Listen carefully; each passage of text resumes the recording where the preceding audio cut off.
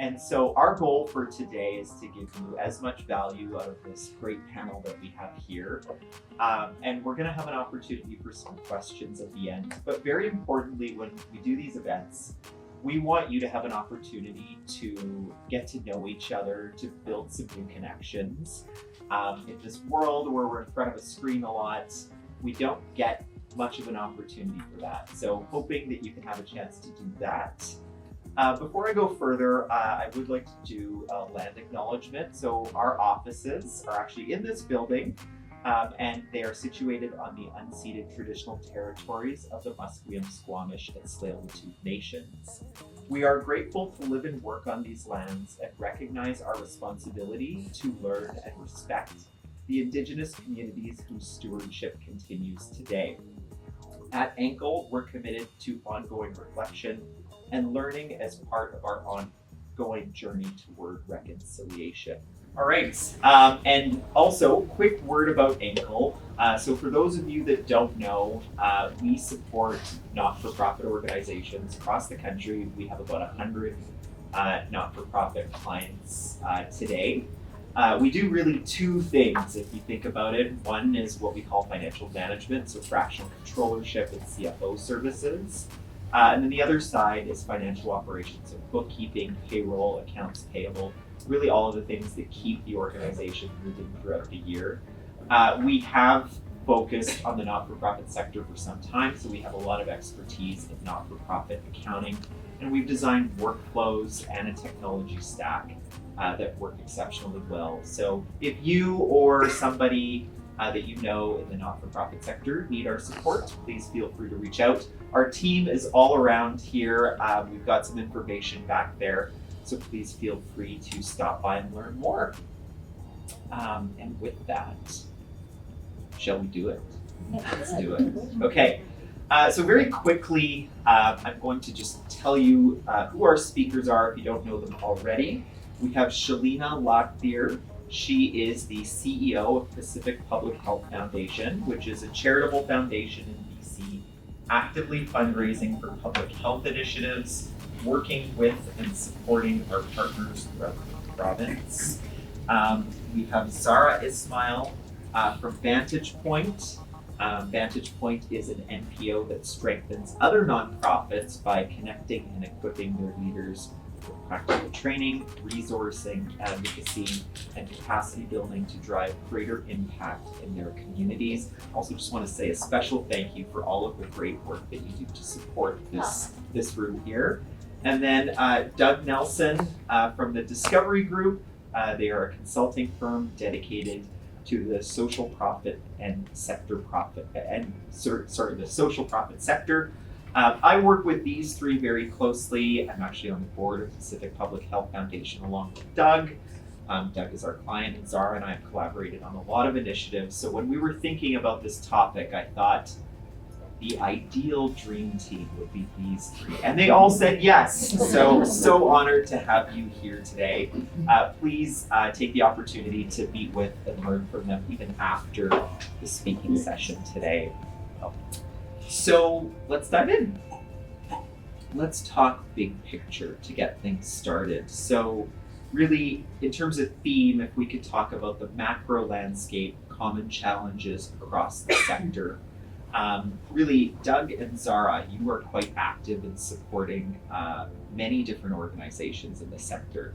So maybe if we could start with you, Doug, if you could just give us your macro view. What is going on in the context of revenue diversification? What are the big themes that you're seeing today? Great. Well, thank you, Omar. It is really a pleasure to be here, and I got to sit at the end because I thought I would speak last. And I would just say whatever Zara said sounds really good to me. So here we go.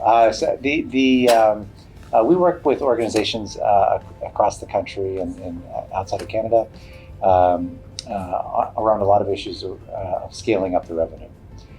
We're seeing increasing, and it may be true for some of you in this room, with reduced government funding or anticipated reductions in government funding.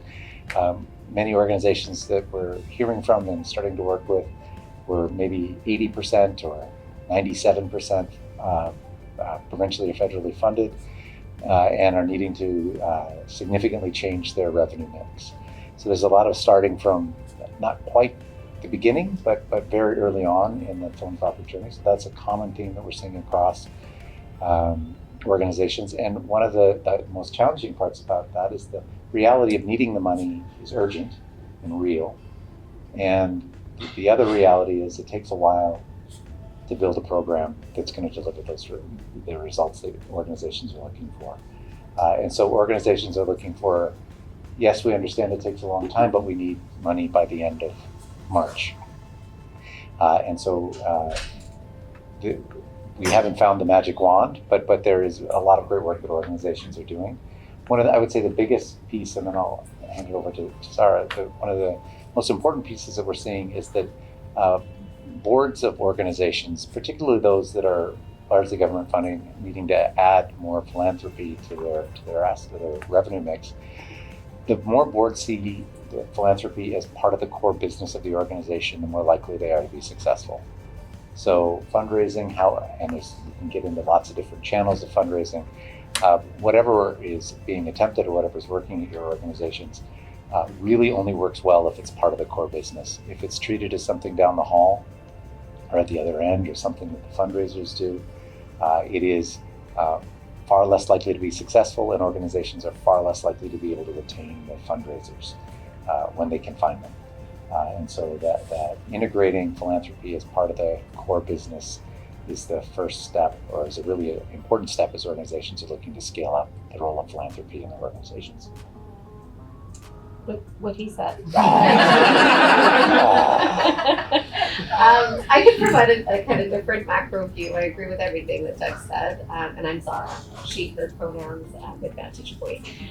One of the things, in addition to the capacity building and training and advocacy that Omar mentioned, we do research as well. And so last year, our State of the Sector survey, which surveyed a little over 500 nonprofits across BC, first of all, we found that a third of respondents did not have confidence in their sustainability beyond 12 months. So that's a real challenge. A lot of that has to do with the lack of multi-year funding, the lack of diversified revenue, and pressures in the financial market that we're all seeing in different ways. Individual donations are down, corporate donations are down, government funding is either declining or frozen, and costs are going up. So that's a challenge. So basically there were three key product themes that were actually mirrored. There's another group from Carleton University, and they do periodic polling of over 1,000 nonprofits across the country. And so I really like the term that they use. So I'm going to use the term, but it's very much mirrored by what we saw in our research as well at Vantage Point provincially. They call it a trilemma. And the challenge is that demand is up across the board for our services, for supports, for access to connections. So community who are also experiencing financial and other hardships are turning to the nonprofit sector more. So demand across the board on nonprofits is going up.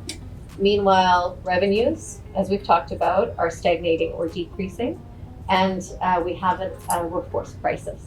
So we've been talking for years. I don't want to say a decade, but definitely years. Actually, I can see a decade.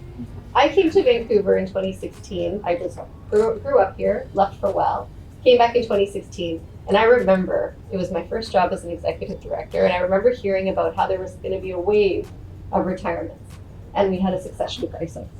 So that has gotten worse. We don't have, and not just with executive directors, but with everybody. So for over a decade, we just don't have enough qualified staff to step into the roles of people who are leaving the sector, either because they're retiring, or because they're exhausted, or because their organizations are closing, or a number of other reasons. So there is definitely a workforce crisis at the senior level. And then workers also at the management, middle management, and frontline levels are experiencing the burnout that comes from increased demand without increased revenue. So it's a very, very stretched, actually the title of our research paper was Stretched Thin. And that's just one way of describing where the sector is right now. And we've got a couple of recommendations that maybe I can get into, but there isn't actually a magic wand or a silver bullet right now. So it's challenging. What key pressures, challenges are you seeing? What shifts are you observing? How's that affecting the health sector? I think a lot has been said, so I can say what Doug said and what Zara said. But I've had an opportunity to talk to a lot of public health leaders across the province. So one thing that they are highlighting, as Zara said, they don't have enough money for all the programs and services that they want to run. And the other piece is that don't expect money from the government. It's been consistently being said. And I feel that different health nonprofits will be impacted differently. I feel that acute care, where a place like BGH or St. Paul's Hospital have a number of programs and services, the staff will need to become more efficient with their time, with their delivery of services, with their scheduling and everything, so they can deliver all the services to the number of people they need to serve with the capacity that they have. When it comes to organizations like YMCA, YWCA, they are partly public health serving organizations because they are supporting public at large for housing or women development or child care. Government is supporting them for services, right? So I think they are still at a stronger place in the hierarchy to receive government funding. Again, I think when I talk to those leaders in those organizations, they also say that they need to strengthen their fundraising. They have over-relied on government money and they need to strengthen their fundraising. Us as an organization, my colleagues are here with me as well. So Public Health, Pacific Public Health Foundation, we focus a lot of our fundraising in the innovation and research of public health priorities. So pandemic readiness, vaccine hesitancy, impact of climate change, these kind of things are what we want to bring awareness of to the public and raise money for. Because there is no pandemic right now, the government may rank us low for money, while we know we need to do a lot of preparedness work, so when we are hit with the pandemic, we can address that better than we did earlier, a few years earlier. So that being said, I feel that it's possible that organizations like ours, who are research-based, especially in public health space, we're not even getting the support we used to get from the US for research-related projects. That our main partner is BC Center for Disease Control, and they talk to us about that. We may be at a graver danger of not receiving. I think we could be at a much lower priority, and we just have to be prepared for that if that was to come true. Yeah. That's actually a really good segue into what I want to get into next, getting a little bit more specific on PPHF. So you're focusing on organizational transformation. So from your experience and what you have achieved in, 8 months since you started now? Up to 9 months now, yeah. Wow. Yeah. How can leaders effectively leverage consultants and external expertise to drive that transformation? Well, consultants is definitely one small part of the whole transformation piece, but we started off with board directing us and honing my attention to a very short timeline of 2.5 to 3 years to turn over a financial sustainability crisis. So working with consultants has worked out well for us. One thing definitely what the consultants said to us was that we were very clear on what our end goal was. So as a CEO, I was able to tell the consultant that this is our end goal, so they could prepare their work with us more thoughtfully. And they mentioned that sometimes they take jobs and they don't receive very clear direction on what they want to achieve. So that becomes more difficult for the consultants. So we started off right in that way, that we were very clear on what we wanted to achieve. And literally between the work that we have done in December and January, we have arrived at that point where we have defined what is the area of our revenue mix that has the best opportunity to go deeper and find more success. And there is a lot of opportunity to tap into that bucket still. So that is the work we have done with consultants so far, but that's not going to create the transformation. This is only the first couple of steps. So now our leaders are working on an operationalization plan. So we have figured out what the pivot is and what is the value we want to generate in the next 3 years to turn the organization around. Now the leaders' jobs is to, because we don't have money to hire more people to fit into the extra work, the most important part right now is to figure out within the pool of people that we have, how are we going to focus the energy. We're focusing on speeding up, pacing up major gift program, right? So how are we going to pace up the major gift program with the same amount of resource? And we will have to be very, very thoughtful in figuring out what are we protecting, what are we promoting, what are we pivoting from, and what are we letting go. If we have to, in a small amount of time, with the same number of people, achieve a different outcome, that is where we'll have to find our ways to do that work. And that's the work we are in right now. And that is I think that's a very big job that we have to do.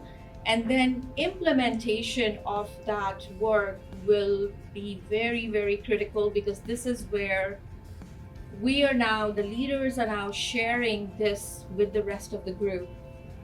And that is going to be needing to be done with very much sensitivity, because culture is at stake there, right? So bringing people along and making them understand why these decisions need to be made at this point and why we need to do something differently. And of course, then, if we do that well, we will bridge the intention gap, but then there will be skills gap. So once we figure out what we want to do, what we want to not do in that interim period, and the pace of work we need to actually adopt, then we can figure out what are our skills gap within the organization and try to fill that and be mindful that we are not hurting the culture. And the reason I asked that question about consultants is because I know you're working on this project right now. And as I was asking the question, I thought I would also add that consultants won't solve all of your problems. I am a consultant, have been a consultant for a lot of my career, but it's in how you leverage your consultants. And one thing that I think came through very clearly is you've been clear about what you are looking for, the outcomes you're expecting for out of your consulting team. And that's, of course, really critical. And I wanted to maybe open it up to the two of you. Have you seen organizations out there successfully bringing in external help to work on and address this revenue transformation concern? I mean, this You is your first. world. You So first. no, I think you can speak to it better. So that's what you do. Okay, so this is what we do. So yes, I've seen some I work very sure well, hope and so, some not too. work as well at all. Just to underline what Shalene was saying, that the transformation she's talking about is very significant. Oh, as Omar said, we have the privilege of being on the board and getting to watch the great work that the team is doing through this transformation, and it is really challenging. One of the things that I think, to more generalize that, is what we see is a lot of organizations. My operating philosophy or hypothesis about our sector is that we're too anchored in scarcity and not enough in abundance. And so when we start from a position of want or lack, it's harder to generate the energy to get going and climb the curve or whatever growth or project plan you've got. And so it's really start with what's working and build from there and leverage from there. And on that, it's the power of being able to say, this is what we are going to do, is so much more important than the conversations around what are we going to not do. And as leaders in your organizations, know that members of your leadership team, when you say, well, what we're not going to do is X, Y, or Z. And if Z is part of someone's job, they're just going to keep doing it and not tell you about it anymore. And so it is so much more powerful, and transformation happens so much more quickly and more effectively in a much more aligned fashion when you start with what we're going to say yes to and what we're going to invest in. And that has implications for how you structure your fundraising, which is you don't raise, that's a really strong phrase. I'm going to say it differently. I would encourage you to consider that when you identify what you're raising money for in your organizations, you want to raise money for the things that you would fund with your last dollar. That's what donors are going to be most compelled to support. That's what they're going to want to invest in.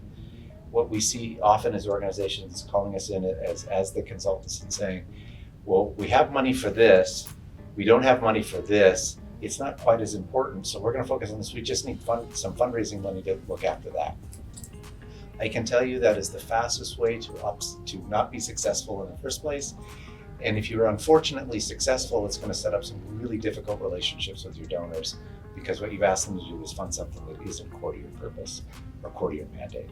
So really focus first on what you're saying yes to, which is very much came through in Shalena's example about the revenue transformation and the sustainability focus of the organization. What are you saying yes to? And because the things you'll say no to kind of look after themselves once you've had that agreement around what's most important. That's great, thank you. I will add, just like as a CEO of a small-ish organization, I don't have time to do everything or be an expert on everything. We don't actually have a fundraising department. We're a team of 16. We don't have a fundraising department.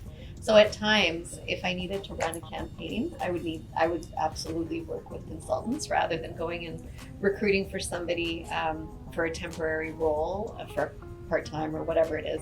I will get more bang for my buck, and I'll get a higher level of expertise by going to a consultant like Discovery Group to give me really, really key strategic advice with a lot of expertise, working in a fractional way on helping me make the decisions to invest where I'm going to get the most return.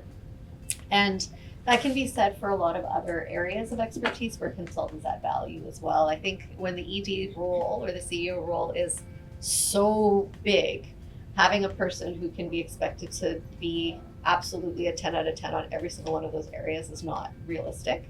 And so you look for expertise where you have potential for learning, growth, and opportunity, and where you need advice. And then sometimes I think it can work really well to have a long-term relationship with, for example, an external bookkeeper who might work as a consultant. We tend to work with small and medium-sized organizations. So if you're smaller, you probably don't need a full-time bookkeeper, but somebody like Enkel can really help. So that could be a long-term relationship. Other times it could be that you're trying to start up a fundraising team and you need a little bit of influx of wisdom, and it's very temporary. It gets you off on the right ground, and then you can move on and build that capacity internally. So I think the use of consultants can really vary, and there isn't kind of a one-size-fits-all. It really depends where you're at, what you need, what your team will benefit the most from, and what's going to ultimately influence your impact in the greatest way. Okay. I'm going to go completely off script now, but this is something that has been on my mind as we've been discussing today. And there's a lot of executive directors in the room here. So what do you see, the two of you in particular, because you work with multiple different organizations, what do you see that executive directors do that they shouldn't do, and what should they be doing that they're not? What are the common traps that you see there? Oh my God, I'm gonna need a second to start. It's a long list for both. So I so I grew up in the sector. I grew up as a fundraiser and then got to be an organizational leader in a couple of different organizations before I was a consultant. So I had experience of hiring consultants a lot more before I became one. And I learned to embrace the phrase, "it depends," as a consultant. But that's not something that is often available to executive directors and to organizational leaders. It depends isn't a phrase that you can say on any given Wednesday afternoon or Thursday afternoon today. And so there is increasing pressure to make decisions in environments with less and less clarity around what's coming. And if you just go on LinkedIn and they'll tell you to embrace ambiguity, and right, exactly. The scoff is very well founded. And so because the decisions you make as organizational leaders has immediate impact, not only on your purpose, but on the people that you work with on a day-to-day basis. So the leaders that I have the chance to work with that I admire most are really anchored in the people that they serve, have a clear sense of their organizational purpose. This is why we're here. This is our organizational purpose. And this is who we are. And that who we are can be just the immediate folks that work in your organization or the broader group, including volunteers or others in the community. But that sense of purpose and that sense of who is really, really important. Do you want to do positive and then, like my whole thing is I only talk about abundance. I don't know. And that was the positive, right? You want me to go negative? No, you can say positive too. I can say, oh, okay. All right. Turns out that wasn't very entertaining. So a whole bunch of what I think could do better is say no when we should be saying no to things. I think there's a tendency to want to say yes to everything and accommodate a lot of people and a lot of opportunities. But there is limited time. And so being really strategic about when to say no, I think is really important. Building on what you said about that clear vision and purpose, over the past decade, I've really seen, we've been in a place of abundance. Mm-hmm. And so I think that means that there's been unique and creative opportunities that a lot of nonprofit organizational leaders have just grabbed because they could, without really thinking, is this mission creep? Is this actually somebody else's job in the community? Like, should that organization be doing it? How come I'm doing it? And when this particular funding goes, if the moment changes, does this still fit with my organization?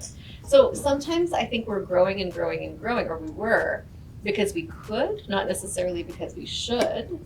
And that real clarity about what is our unique purpose and our contribution to community should be front and center. Yeah. Mm-hmm. And I think that part of the reason that we tend to do that, it can be, this is my own little bone to pick, so I take it or leave it, but I think we've borrowed a lot of governance metrics and evaluation metrics for the CEOs and EDs based on corporate measures, one of which is growth. But growth is not the reason that we're in this sector, impact is. And so that distinction in what an executive leader's success is, it's not necessarily about a budget that's grown 50% or 75%. I've had people tell me, oh, it was $2 million, now it's $22 million. I'm like, good for you. What does that tell me about anything other than the fact that you're able to grow your budget? Like, how does that actually affect your impact? What went wrong? You really lost control of that. You were there for 30 years or whatever. But if somebody used this phrase, I'm being very blunt here, it's not being recorded for real, is it? Oh, yeah. Somebody said to me something about growth, but they prefaced that, this was a corporate person, but they said, this is a vanity metric, and then they shared it anyway. And quite frankly, oftentimes in our sector, it is a vanity metric. And if we talk about, If we try to separate the ego of the person who's at the helm and center the function and the purpose of the work, I think we'll be a much healthier sector. That's great. That's Yeah, I please. just wanted to just clap. I know. Yeah. The other part of that. So I want to come back to the no. I disagree. Okay, I want to hear it. I think we need to be, as leaders, we need to be ready to say what we say yes to. So it's not about what we're no and putting up barriers or blocks, or and it is about being able to articulate at the drop of a hat, or in response to every you know what you should do, or have you tried, or why don't we, being able to say what we say at this organization, this is what we say yes to. I think that is far more powerful. It builds much more engagement with boards and donors and essential partners than being able to say no. Because the no's look after themselves when you focus on what you're saying yes to. And I think that's really, really important. The other, so I mean, it's not really Is that the disagreeing. same but It's a better the same comm thing. strategy? 'Cause I think that's So like so I spent years reporting to the board, and the reason we started Discovery Group in 2017 was same reason Frank Costanza started Festivus. Like there must be a better way, and how do we have these conversations in a better way? And so my experience is born of like some really genius people that I had, super successful. Like you'd know them if they walked in the room, like were around the board table, particularly when I was at the BC Cancer Foundation. And some of them had some of the worst ideas about what we should do in our sector I've ever heard. And I'm like, you're a smart person. You would never, ever say, hey, why don't we, you know what we should do in your professional role? Because you'd be fired. But around a social profit board, they feel comfortable doing it. And so that's just to come back and underline that focus on purpose matters so much. And that focus on what is working in our organization. So as leaders, when we present to our boards and we're saying, here's the things that are broken, or here's the things that are challenging, or here's the things that are really hard. And without the context of how we work and what the actual levers of our businesses are, or our organizations are, we're inviting unreflective advice. And that's what we absolutely need to say no to.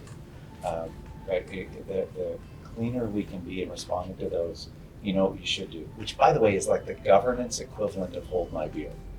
When someone says, you know what we should do, something bad is about to happen. Have any of you ever heard, you know what you should do, and then they tell you how you should redo your programming, or here's how you should fix your fundraising. Has anybody ever heard a good idea after that phrase? No, hold my beer. Oh boy.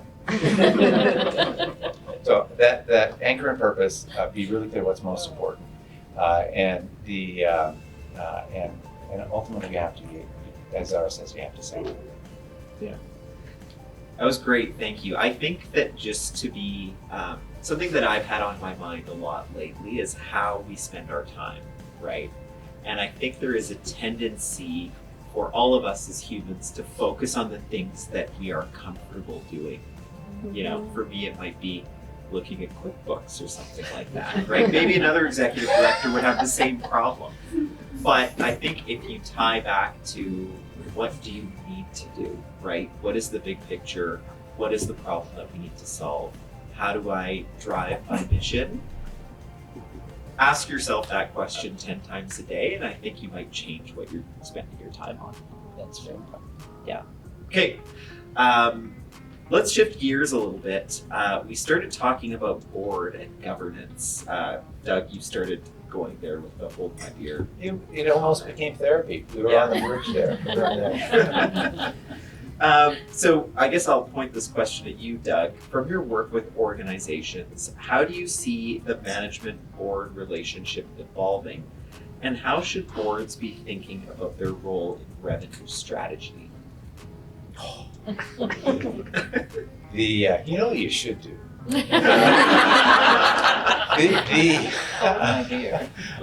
Oh dear. Yeah, that's right.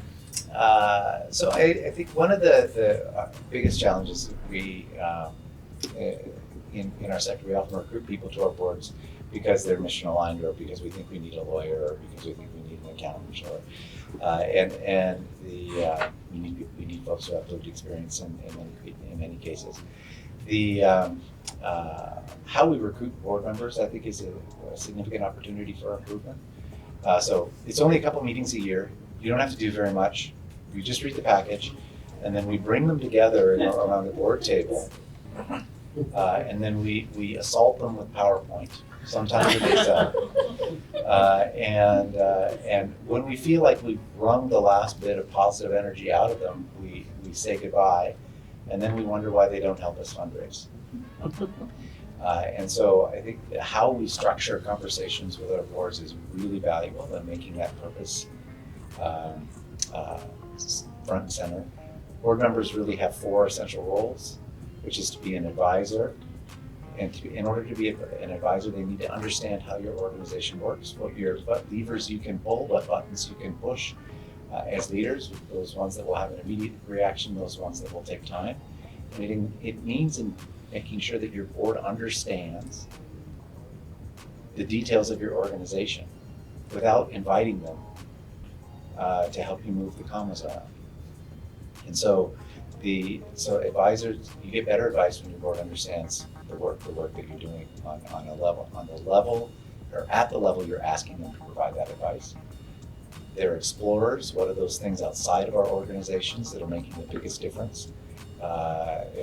Impact our organization's ability to deliver. So certainly changing the government funding strategies that are government absenting themselves from the call in a lot of ways is a very big issue. But what are those issues of exploring? How many of you have heard the phrase generative conversations? Okay.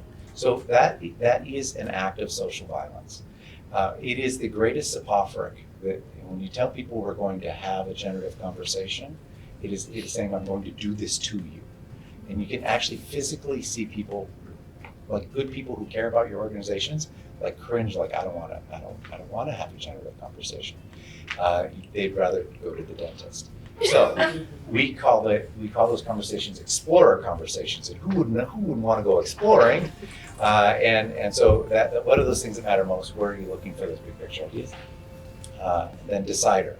In exceptional organizations in our work, and we work with hundreds of organizations, the organizations where the boards are making decisions, and it's less than 10 to 15% of the time that they're spending when they're gathered as a board, are the organizations that are leading the most effective organizations. The role of governance is not to make decisions. It is an unfortunate, or it is a reality that boards must make decisions, but it is not the focus of the work. It is advice and exploration. The final role is around being an ambassador. So and that's all the great work that your board members do outside of the boardroom or the committee room to advance your purpose, whether it's advocacy, whether it's fundraising, whether it's awareness raising, or whether it's just being there when you've had a really rough day and you need somebody to talk to. That ambassador role is really, really important. And in the context of that ambassador role, your best advisors are going to be your best ambassadors. So that if your board, you need your board to be more externally focused. Where you start is not by asking them to identify or open some doors. Ideally, what you're asking them to do is to provide advice on the challenges facing the organization. And that ambassador role is a natural extension of that conversation. That's great. Anything to add there, Sarah? Oh boy, we should chat a whole bunch because there's so much that I want to understand better. But Vantage Point teaches board fundamentals, and we talk about the 3 modes of governance being generative, strategic, and fiduciary. and there's conversation. Do you need a prescription for No! sleeping pills? No, but thank you. But the generative conversations end up being very engaging and exciting. But I think it's the same as an exploratory conversation, just a different language around it. So anyway, we can park that for later. We should either have each other on our podcasts or go for a drink, whatever would be more effective. Again, Get some drinks and do a podcast. Yeah, both at the same time. Anyhow, I think that there is a role for the board in financial sustainability, and it can be all of the ways that you've described. But it really does largely depend on the type of organization it is and the size it is. If it's a small grassroots organization and somebody's on the board, they might be called to do a thank-a-thon. Yeah. And they should absolutely be willing to roll up their sleeves and make phone calls to thank their donors for the year. If there's an event that's being hosted, they should be willing to go out and get gift baskets. If it's like a large $20 million organization, absolutely, they should stay very far away from all of that and give advice. So I think a lot of it does depend on what the organization is, what they're experiencing, what they need. But at the crux of it, in my view, a healthy board and staff relationship is rooted in partnership. And so if there is a good level of dialogue, a good level of understanding, and over time a good level of trust, then they can really kind of figure out how to navigate that back and forth and have very clear roles and responsibilities outlined, so that that ability to understand who's in whose lane at what time, because that's going to be different if you're a small grassroots organization or a massive one. But that needs to be talked about a lot, and there needs to be space to continue to describe and then evaluate and, you know, have the trust to be able to push back and say, oh, that seems a little operational, maybe I don't want you involved in that, or here, this is where we really need to be joining hands and working together. Okay, I'll be really brief. Okay, I want to just say on that operational detail. So one of the things, if you're worried about your board, if you're feeling like your board is coming too far into the kitchen, they're helping you pick out ingredients. One of the things to do is look at your board package.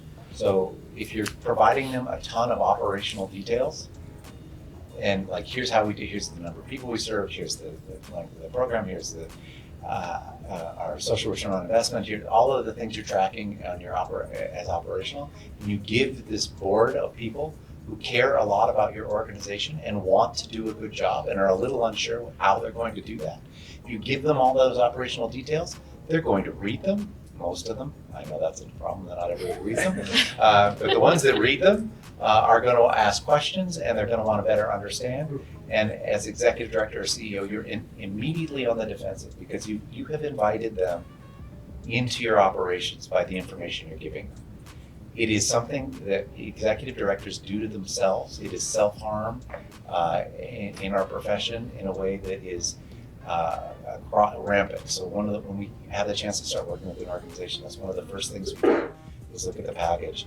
And if there's our board's really operational and not where it needs to be, like this is a problem, and it's often all you're giving them is operational details.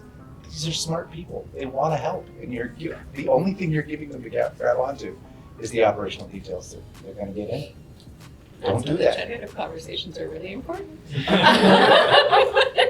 Great. All right. As long as you don't call them that. I need you to be our brand manager because you've got great communication. Okay. Before we hop into questions from the audience, final one for Shalina here. And you have a few board members on this panel, but that's not why I'm asking you this question. We know that Who's the your board. favorite board member? Why? I was thinking of the directions I could go with that comment. You know who I'll choose. But we know board members not here play a crucial role in supporting transformation. How is PPHF's board involved in the business of fundraising and revenue strategy, and what does that relationship look like? Well, a lot of comments have been made about what's the best use of board members. I see it as we know the board has directed us what the organization's main focus needs to be.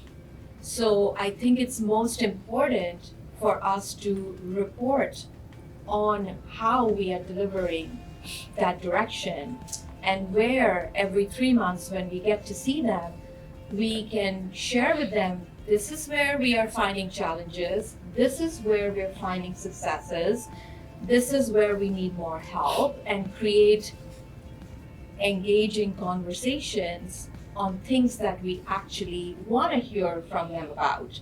So that would be one thing. So transparency on areas where you want the advice is important. Board package can become quite cumbersome. So we are working right now to kind of simplify, put very clear tables on what we want our board to see with some bullet points to highlight key challenges, key success, whatnot, so that they can glean the most important pieces and we can dedicate some time for good engagement in board meetings. One thing that I would say is, since I am new into this role, it's been helpful for me to meet with all of my board members individually and collectively so that I can hear from all of them, why are they here? What are they passionate about? And how can we make this experience, this service experience that they have chosen to do with us, how can we make this meaningful for them? And there are people on the board that are saying to us that, yeah, we're happy to open some doors. And there are some that can give us some other kind of advice and they don't have that kind of network. Their professional lives are different and they cannot provide that kind of door opening work with us. So it becomes like each person can become a custom relationship and we take the best that they can give to us and in return they get the best experience from us. So all of these wonderful people who take their time to become board members, volunteer roles, they are doing a great service to us. And we owe a good, engagement and respect and experience. We owe them that. So that's what I'm pursuing right now. And as far as them being involved in fundraising, we're working on it. Yeah. You are working. Yes. Okay, great. I'm just going to do a quick wrap up. I usually have ChatGPT to do this for me, so I'm going to do my best here to summarize. But the key points that I took from our discussion today: make philanthropy part of your business. I think that's a nice one to keep in mind, to remind yourself of. Also, Zara has some really great resources. I think that paper Stretched Thin will try to make that available to everybody here to learn more about what's going on in the sector. Operating from a place of abundance and not scarcity. Love that one. Scope creep, growth versus impact. That was another interesting comment. And then this last section about leveraging your board. I think leverage the network that your board has. I know Shalina is actively trying to do that. And then Zara's comment about how context really matters in so far as how you involve your board in your activities. Small organization, it may look different than a larger organization. And don't overshare with your board. If you want them to grill you, provide them with a lot of operational metrics, but if you want to have them help you move the organization forward, maybe really think about those key metrics that matter. There was a lot more really great pieces. Luckily, we have the whole session recorded today. We're going to make that available to you. Thank you so much to our panel. Let's make some time for questions. I think there needs to be a lot more training and education for the board level. And I know that's where consultants come in and do an amazing job with that. But it really needs to involve the staff, I believe, and you know, all together, as opposed to we've come up with this, run with it, and then 6 months later that didn't work. But why not? Because maybe the board wasn't really educated or they weren't passionate about it or whatever, right? So I just want to maybe just get some feedback on, I know Douglas is in the space and what I think you've done a little bit too, and great programming for the group of ladies up there as well too. Just what's the plan for that and how to kind of, because it does start from the top, right? So how do you kind of? I could say that my Stacy is here. She's our marketing communications lead. And she's actually working right now on developing a set of educational pieces that plan really is. I think, Stacey, you should talk about it. It's a difficult thing, and so recognizing that we are the experts in partnership with experts to share that information, so making sure that the boards understands and is aligned with the work that we do, and like Zara was speaking to, like, you know, understanding what each of their needs are in that space. We have a board member who is a public health nurse practitioner going towards anyway, so needing less of that education, but getting to understand the scope of the work that we do. So yeah, it's a big piece of the work that we're doing with our team. And actually, so much of what Vantage Point does is working with boards on custom training for the board, depending on where they are, on providing training on board roles and responsibilities, the role of the chair, the role of the ED, how to support your ED. There's a whole bunch of work that Vantage Point does with we interface with about 2,500 nonprofits a year to simply help facilitate and develop more training and knowledge and confidence and competence in boards.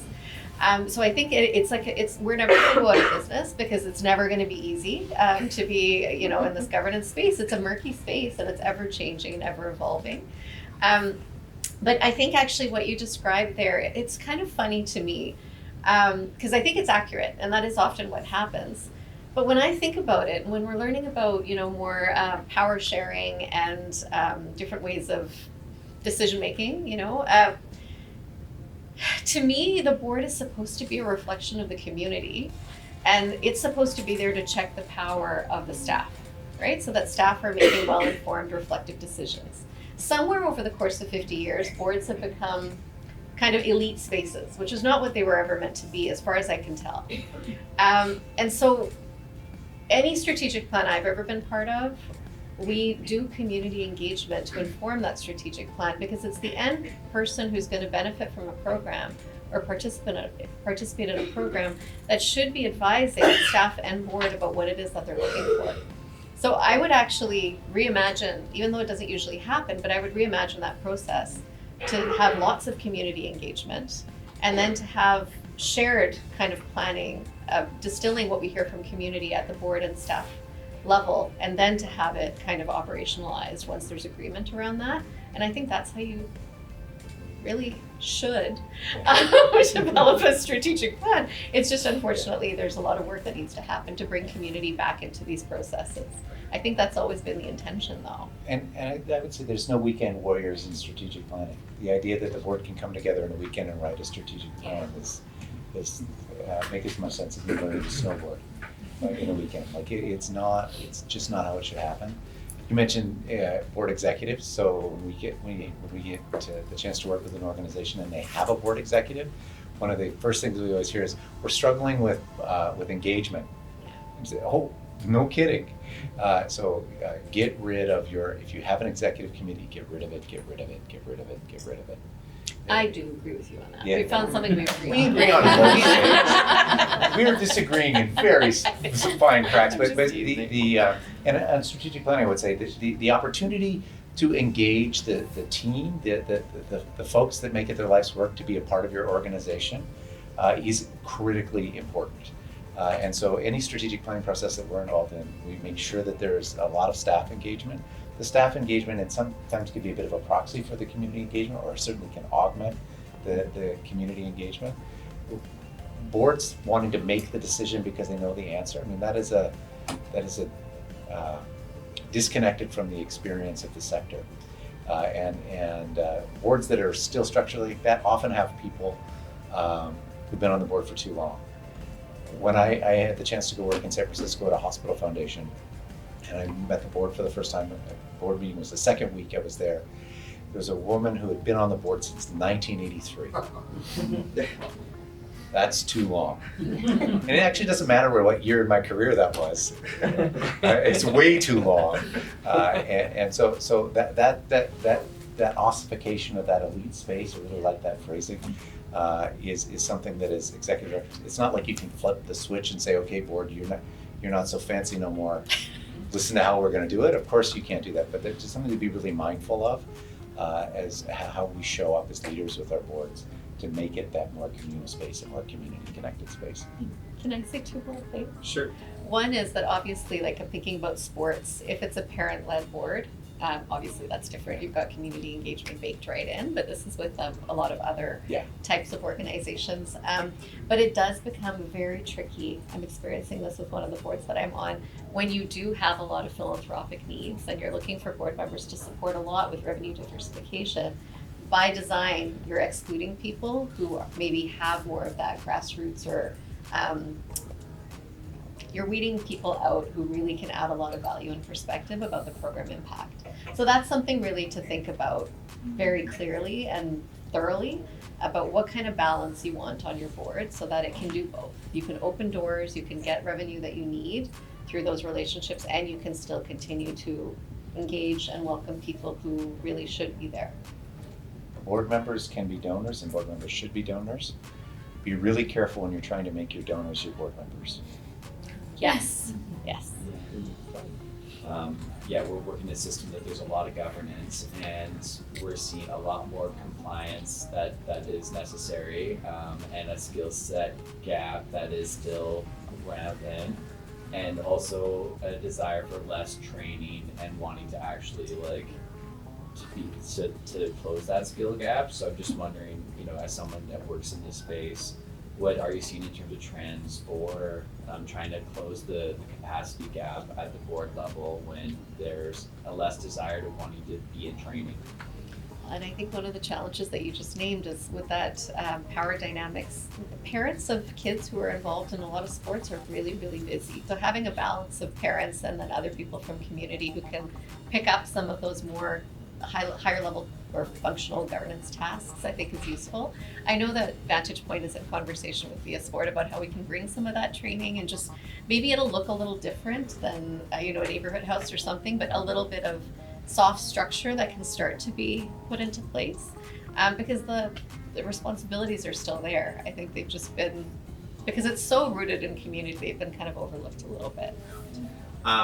Parting words, executive director struggling with, so tying back to what Zara was saying at the beginning, that we all see revenue challenge, expenses are increasing.